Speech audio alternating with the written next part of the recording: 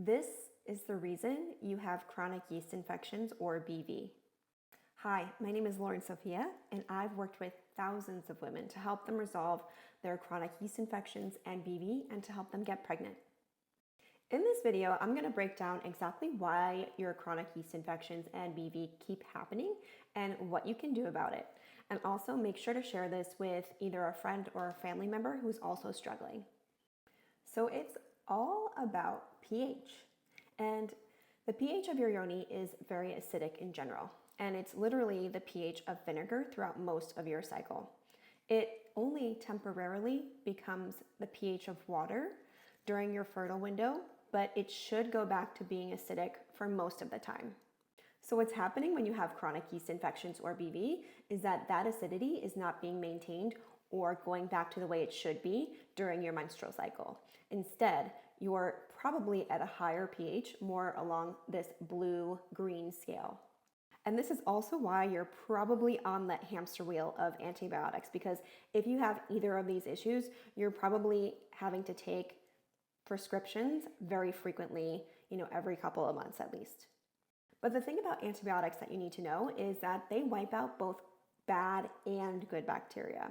So if you have a lot of bad bacteria, which you do if you have any of these issues, it just gives them more and more room to grow each time you take them. They're opportunistic. They're like rats or vultures or raccoons. They're gonna go to town if they're given the opportunity.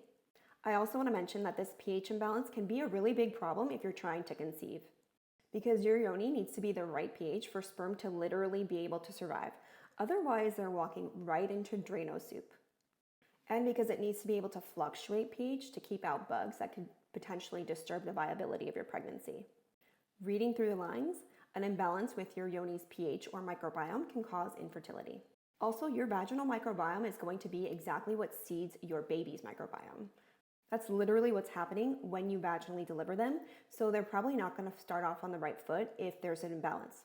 There are other concerns too. So for example, BV during pregnancy can skyrocket your risk for preterm birth.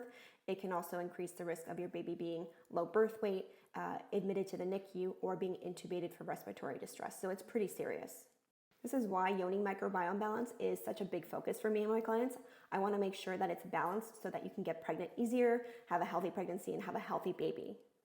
It's very important, as you can see. So comment yoni below and I'll share a few of my favorite tips that you can start doing today that will help you balance your yoni's pH and microbiome. I hope this was helpful. Stay tuned for more pregnancy prep and fertility tips.